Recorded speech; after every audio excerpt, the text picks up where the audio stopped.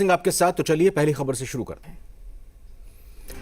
PM Modi ने आज नए संसद भवन का शिलान्यास किया। प्रधानमंत्री ने भूमि पूजन भी की। 2022 तक बनकर तैयार हो जाएगा संसद भवन। कोलकाता में बीजेपी अध्यक्ष जेपी नड्डा के काफिले पर हमला। टीएमसी समर्थकों पर हमले करने का आरोप। टीएमसी कार्यकर्ताओं ने जेपी नड्डा के काफिले को रोकने की भी कोशिश की। दक्षिण 24 परगना में एक मीटिंग को संबोधित करने जा रहे थे नड्डा। बंगाल दौरे के दौरान जेपी नड्डा की सुरक्षा में चूक का आरोप। बंगाल बीजेपी चीफ दिलीप घोष ने गृह मंत्री अमित शाह को लिखी चिट्ठी। जेपी नड्डा की सुरक्षा में लापरवाही पर एक्शन में गृह मंत्रालय। ममता सरकार से रिपोर्ट तलब। बंगाल बीजेपी ने पत्र लिखकर की थी शिकायत। पश्चिम बंगाल में चुनाव से पहले घमासान। मुख्यमंत्री ममता बनर्जी ने अपने विधानसभा क्षेत्र भवानीपुर का किया दौरा। सरकार के कैंपेन से जुड़े कार्यक्रम में लिया हिस्सा। किसानों का आंदोलन 15वें दिन भी जारी। तीनों कृषि कानूनों को रद्द करने की मांग पर अड़े किसान। 14 दिसंबर को पूरे देश में प्रदर्शन।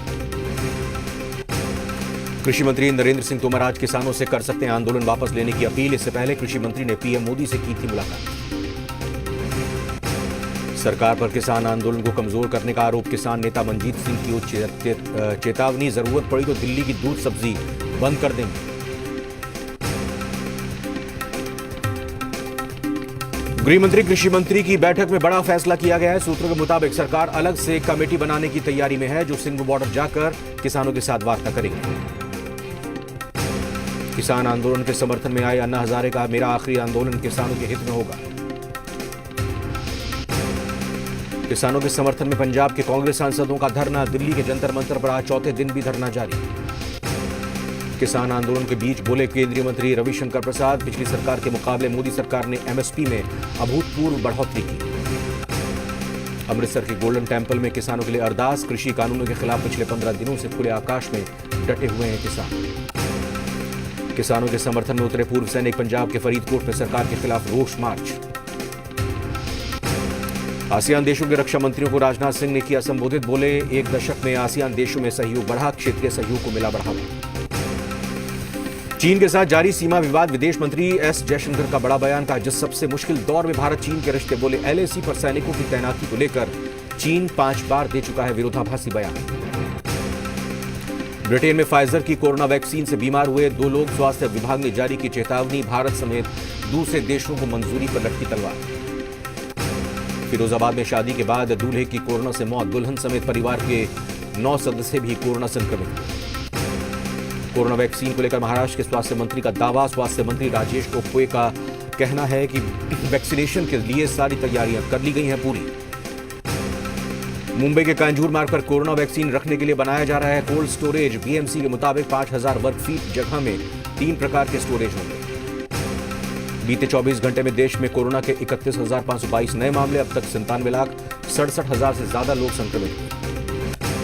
पिछले 24 घंटे में 412 संक्रमितों की गई जान। अब तक 1,41,772 लोगों की मौत।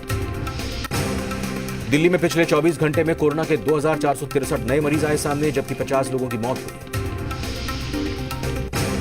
दिल्ली के टीकरी बॉर्डर पर तैनात जवानों को कोरोना से संक्रमित होने से बचाने के लिए सरकार मुस्तैद। जवानों को विटामिन सी की गोली के साथ काढ़ा भी दिया जा रहा है।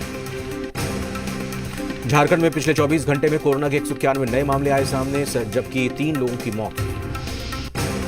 उत्तराखंड में पिछले 24 घंटे में कोरोना के 515 नए मामले आए सामने, जबकि 13 लोगों की मौत हुई। राजस्थान में पिछले 24 घंटे में कोरोना के 1511 नए मामले, 17 लोगों की मौत।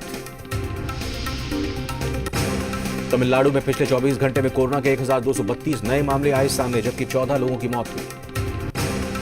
केरल में पिछले 24 घंटे में कोरोना के 4875 नए मामले सामने, जबकि 4647 मरीज ठीक भी हुए।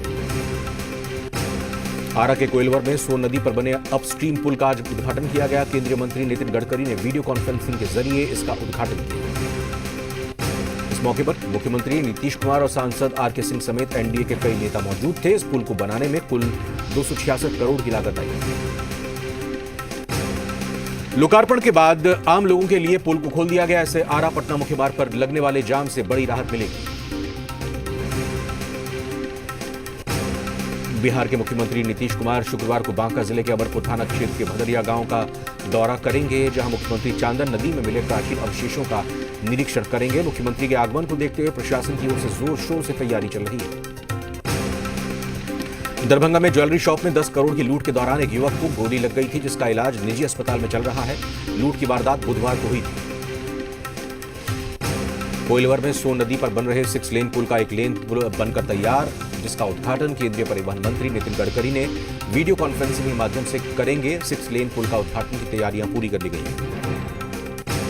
आरा के कोइलवर के पास नए 6 लेन पुल का उद्घाटन हुआ। इसे देखते हुए इस मार्ग को दुल्हन की तरह सजाया गया था। पुल के अप्रोच रोड पर कई होर्डिंग्स पोस्टर लगाए गए। समस्तीपुर जिले के दलसिंह सराय थाना क्षेत्र के ढेपुरा गांव में उत्पाद विभाग ने कार्रवाई करते हुए अंग्रेजी शराब की बड़ी खेप को जब्त किया है। इस दौरान पुलिस ने ट्रक ड्राइवर को गिरफ्तार किया। उत्पाद विभाग ने गुप्त सूचना पर कार्रवाई को अंजाम दिया।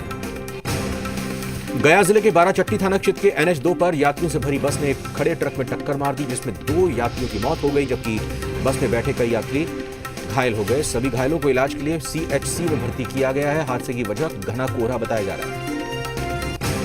बगहा में भी ठंड ने दस्तक दे दी है। अहले सुबह पूरा शहर कोहरे की चादर में लिपट गया। मौसम विभाग ने भी अगले कुछ दिनों तक सर्दी और कोहरे से राहत नहीं मिलने को लेकर अलर्ट जारी किया है। प्रशासन की ओर से शास्त्री नगर मोहल्ले के वार्ड 15 में रैन बसेरे का इंतजाम किया है। राजधानी पटना के मौसम में सुधार हुआ है। सुबह धूप निकलने के साथ ही तापमान में भी बढ़ोतरी हुई, वहीं हवा की गुणवत्ता में भी सुधार हुआ है। एयर क्वालिटी इंडेक्स 275 रिकॉर्ड किया गया। किशनगंज में जिला परिषद की बैठक के दौरान दिघल बैंक की प्रखंड प्रमुख पूनम देवी ने बैंक के प्रखंड विकास पदाधिकारी पूरन शाह के खिलाफ कार्रवाई करने की मांग की है। साथ ही उन्होंने चेतावनी दी कि अगर 7 दिनों के भीतर प्रखंड विकास पदाधिकारी के खिलाफ कार्रवाई नहीं की गई तो वो समाहरणालय द्वार के सामने आत्मदाह कर लेंगे। कोरोना की मार झेल रहे राजगीर के लोगों ने एक चेहरे पर मुस्कान देखने को मिल रही है। सरकार ने पार्कों को खोलने की इजाजत दे दी है। रोहतास में हर्ष फायरिंग की एक वीडियो वायरल वीडियो में एक शख्स कभी राइफल से तो कभी पिस्टल से फायरिंग कर रहा है। गोपालगंज में हर रोज लगने वाली जाम समस्या से लोग परेशान हुए। सुबह से 9 बजे से लेकर शाम को 7 बजे तक वाहन रेंग पे नजर आते हैं। कैमूर जिले के भभुआ में कोरोना वैक्सीन को लेकर लगातार बैठकों का दौर जारी। जिला प्रशासन की ओर से सभी विभागों से आंकड़ा मांगा गया है। मुंगेर जिले में अपराध की घटनाओं में लगातार बढ़ोतरी से शहर के एक व्यापारी वर्ग में काफी डर। बेखौफ अपराधी बिना डर के लूट छिनतई की वारदात को अंजाम दे रहे हैं। छपरा के सिविल सर्जन ने मशरक प्राथमिक स्वास्थ्य केंद्र का औचक निरीक्षण किया। ड्यूटी से नदारद दिखे चिकित्सा प्रभारी समेत 3 कर्मचारी, उन्हें सस्पेंड किया। मधुबनी पुलिस ने 2 शराबियों को गिरफ्तार किया। नशे में दोनों थे और हरकत कर रहे थे। मसौड़ी में लहसुन लोड करके पटना जा रहे एक पिकअप वैन को अपराधियों ने लूट लिया। घटना धनरुआ थाना क्षेत्र की। अरुणाचल प्रदेश में नक्सलियों के साथ मुठभेड़ के दौरान शहीद हुए सीआरपीएफ जवान राकेश कुमार शुक्ला का पार्थिव शरीर उनके पैतृक गांव रामपुरानी लाया गया।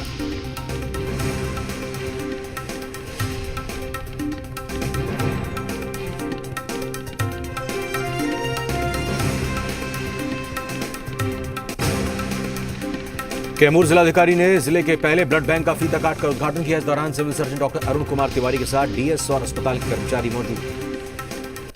फारबिसगंज के आलमटोला में खाना बनाने के दौरान गैस सिलेंडर से गैस रिसाव के बाद भीषण आग लग गई। आग लगने से लाखों की संपत्ति का नुकसान। अरवल में धान की टाल में लगी आग। 8 बीघे में लगे धान के जलकर खाक। आग लगने का कारण पता नहीं चला। झारखंड में बढ़ती दुष्कर्म की घटनाओं के खिलाफ आज बीजेपी प्रदेश महिला मोर्चा के कार्यकर्ताओं ने राज्य सरकार के खिलाफ प्रदर्शन किया। झारखंड पुलिस के सफल अभ्यर्थियों का आंदोलन जारी। दूसरा मेगा सूची जारी नहीं किए जाने से अभ्यर्थी नाराज। मोराबादी मैदान में बापू वाटिका के सामने ये लोग 10 दिन से अनिश्चितकालीन धरने पर बैठे हैं। बीजेपी के पूर्व प्रदेश अध्यक्ष लक्ष्मण गिलुआ ने सूबे के सीएम हेमंत सोरेन पर हमला बोला। उन्होंने कहा कि राज्य की हेमंत सरकार हर मोर्चे पर फेल। ऐसी सरकार को पद से त्यागपत्र देकर कुर्सी छोड़नी चाहिए। आखिरकार 8 महीने बाद साहिबगंज से बिहार के मनिहारी के लिए जहाजों का परिचालन शुरू हो गया है। कोरोना काल की वजह से साहिबगंज मनिहारी फेरी सेवा की बंदोबस्ती नहीं हो पा रही। कोरोना के चलते लंबे समय बाद रांची से नई दिल्ली और मुंबई के लिए स्पेशल ट्रेन सप्ताह में 2 दिन चलेगी। रांची लोकमान्य तिलक टर्मिनल से ट्रेन 16 दिसंबर से चलेगी। घाटशिला में झारखंड प्रदेश कांग्रेस अध्यक्ष डॉक्टर रामेश्वर उरांव के आदेश पर पार्टी संगठन मजबूत किया जा रहा है। पूर्वी सिंहभूम जिलाध्यक्ष विजय खां शहर से लेकर गांव तक पार्टी संगठन मजबूत करने में जुटे हैं।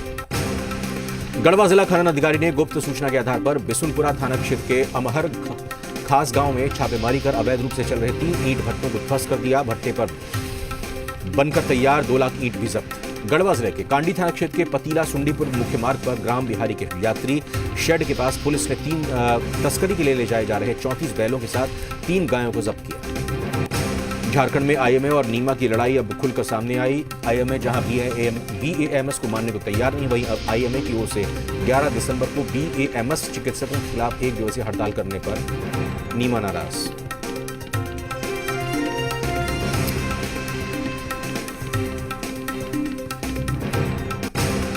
हजारीबाग जिले के इजाक थाना मुख्यालय से 500 मीटर की दूरी पर स्थित सीएचसी के पास तेज रफ्तार पिकअप वैन ने एक कार में टक्कर मारी, जिसके चलते मौके से गुजर रही कई वाहन आपस में टकरा गए। सिमडेगा के बांसजोर के तरगा में 3 दिवसीय श्रीराम कथा को लेकर कलश यात्रा निकाली गई। 101 श्रद्धालु ने हिस्सा लिया।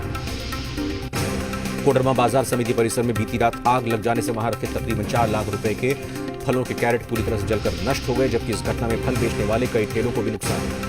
रांची नगर निगम के वार्ड नंबर 4 स्थित वाल्मीकि नगर में लोग गंदगी से अपना जीवन गुजर बसर कर रहे हैं, जहां लोगों की गंदगी की समस्या, पानी की समस्या झेलनी पड़ रही है। पाकिस्तान की ड्रोन वाली साजिश नाकाम। जम्मू कश्मीर के आरएसपुरा सेक्टर में दिखा पाकिस्तानी ड्रोन।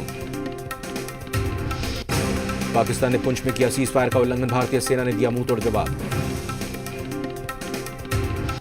जम्मू कश्मीर में डीडीसी चुनाव के 5वें चरण के लिए वोटिंग जारी। 36 सीटों पर डाले जा रहे हैं वोट। कश्मीर की 17 और जम्मू की 19 सीटों पर मतदान।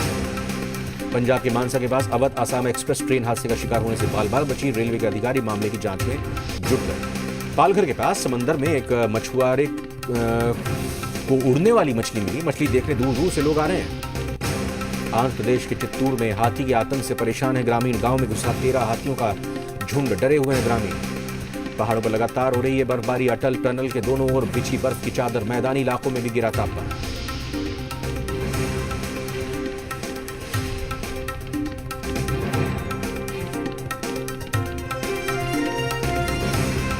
पहाड़ों पर बर्फबारी हो रही है। अटल टनल के दोनों ओर बिछी बर्फ की चादर। मैदानी इलाकों में भी तापमान गिरा।